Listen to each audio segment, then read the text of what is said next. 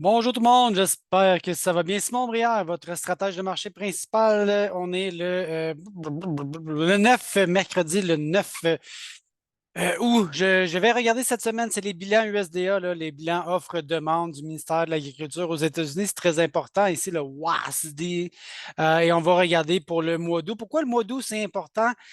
C'est qu'on a beaucoup de révisions au niveau du rendement, hein. Donc, les productions, c'est ça qui nous intéresse.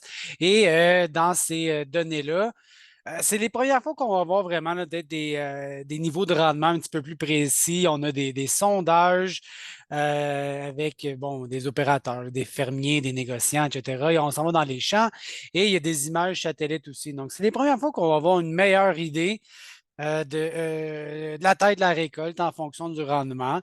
Et si je me regarde dans l'année dernière, c'était quand même 15 000 données qui sont compilées. Fait qu'on commence à avoir une bonne idée de ce qui va sortir des champs aux États-Unis. C'est ce que j'essaie de dire. Donc, la météo, dernièrement, elle a quand même été bonne, là. Je veux dire, je regarde depuis les 30 derniers jours, là, il y a eu de l'eau. Bon, les précipitations sont assez abondantes, normales. Certains endroits auraient pu en prendre plus, mais généralement, là, on a reçu de 2 à 6 pouces d'eau sur l'ensemble là, du Midwest. Donc, je pense que ça va bien. Et les températures ont beaucoup coopéré. Regardez, par rapport au normal, je veux dire, l'entièreté, si on veut, du Midwest n'a pas eu de chaleur excessive pendant une période prolongée. Donc, pour le mois de juillet, ça a été assez excellent et c'est ce qui a permis aux cultures de remonter un petit peu, hein. Je regarde l'état des cultures, le crop progress. Ça avait commencé un petit peu plus difficilement, ça s'est stabilisé. Donc, 2023 est pas mal vraiment à l'intérieur du range des dernières années. C'est ce qui est intéressant. Donc, en termes de rendement, si je fais tu sais, si je veux dans le fond, prendre un peu l'état des cultures puis l'interpréter en termes de rendement, ben, c'est pour ça que le marché s'attend à avoir un rendement plutôt, tout à fait. Je ne sais pas quel mot dire, mais plutôt normal. Je ne pense pas que c'est des rendements records qui vont nécessairement arriver. Les chances sont faibles. Et les catastrophes comme en 2012, mais sont écartées. Fait que ça risque d'être à l'intérieur, à quelque part là-dedans. Pour le soya, c'est un peu la même chose. Ça avait commencé difficilement, puis là, oups, ça s'est redressé avec les cartes météo, la température. On risque d'être là aussi à l'intérieur des moyennes des dernières années. Et en termes de rendement, même chose, même principe, on risque d'être à l'intérieur de quelque chose là-dedans. On voit que les rendements sont toujours en augmentation. Technologie agricole, semences hybrides, les semoirs, haute performance, etc. Donc, on a quand même un bon recherche et développement pour avoir des cultures de plus en plus abondantes. Voilà. Dans les bilans, ce que je regarde dans le bilan, hein, ce qui rentre, ce qui sort et ce qui reste, la petite ligne en bas, on va avoir, il ne devrait pas avoir de changement important au niveau des superficies ici, 94 millions d'acres. Le rendement, bon, ça va être ça qu'on va regarder. Va-tu être 172, 175?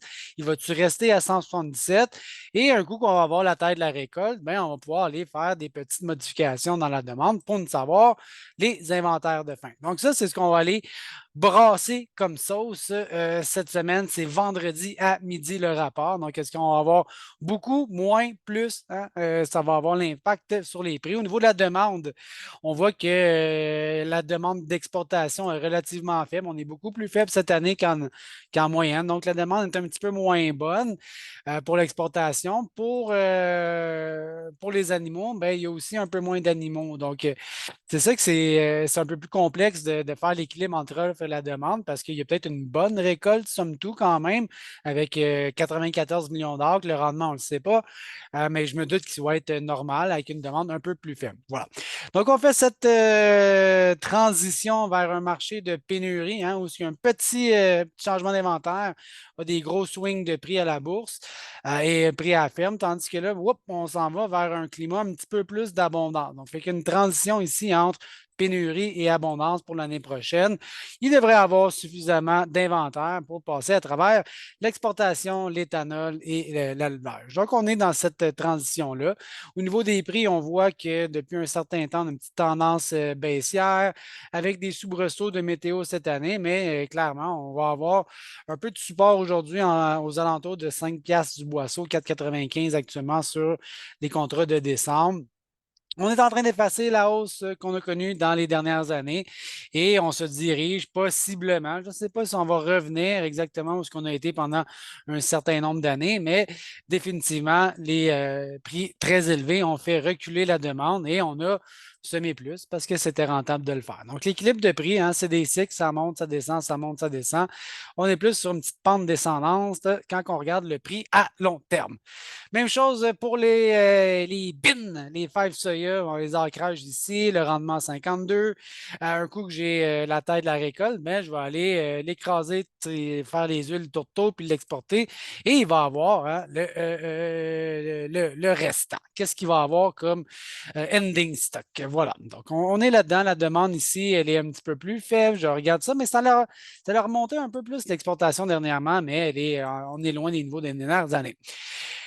Voilà, même graphique offre-demande en termes de prix. On est souvent ici aux États-Unis, là, un peu plus dans le contexte de pénurie parce qu'à la fin de la saison, il en reste toujours essentiellement peu ou pas.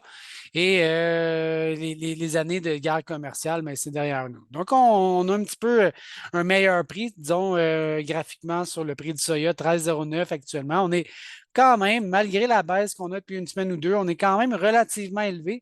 On est plus élevé qu'au printemps quand on était en bas de 12 piastres, mais le fait d'en avoir semé 4 millions d'acres de moins cette année a créé un peu plus de rareté. Donc, on est là dans le graphique plus long terme depuis le début de l'an 2000. Les prix du soya sont encore relativement élevés sur une base historique, tandis que le maïs, je pense qu'il a déjà amorcé un petit peu plus de baisse. Je regarde ensuite le blé au niveau mondial, peut-être. Les inventaires de fin sont prévus ici, là, 266 peut-être millions de tonnes. Je regarde principalement, sans passer à travers là, la Russie, l'Ukraine, parce que c'est difficile de savoir qu'est-ce qui va se passer. J'isole le Canada. On devrait avoir une moins bonne récolte. Là, dernièrement, ils l'ont baissé de 37 à 35 millions de tonnes. Je ne serais pas surpris que ça baisse encore.